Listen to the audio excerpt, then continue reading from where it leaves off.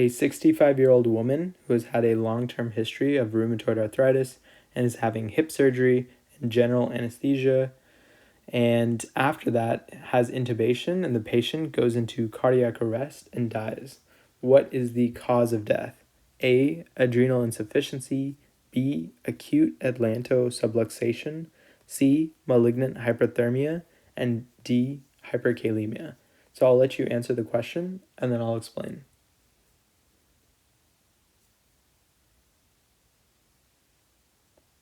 Okay, so the answer is going to be B, acute atlantosubluxation.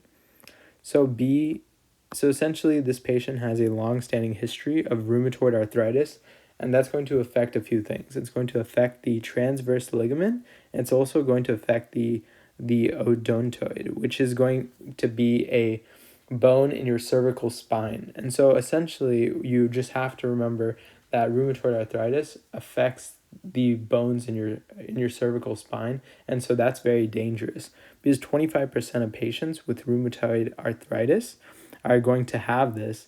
And then especially if you're going into anesthesia, you always have to remember this, because since you're going to be the one intubating the patient, if they do have a history of this, you have to make sure that the cervical spine for these patients isn't involved and hasn't been eroded and the ligament hasn't been affected, because if you don't, the complication of this is going to be a spinal cord compression, which can lead to quadriplegia, or compression of the vertebral arteries, which can lead to sudden death.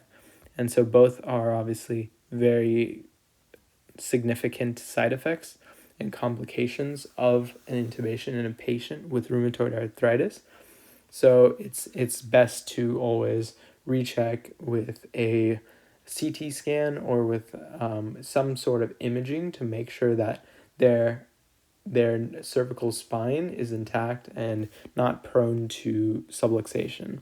And subluxation is a dislocation. So this is just saying there's a dislocation of part of the cervical spine.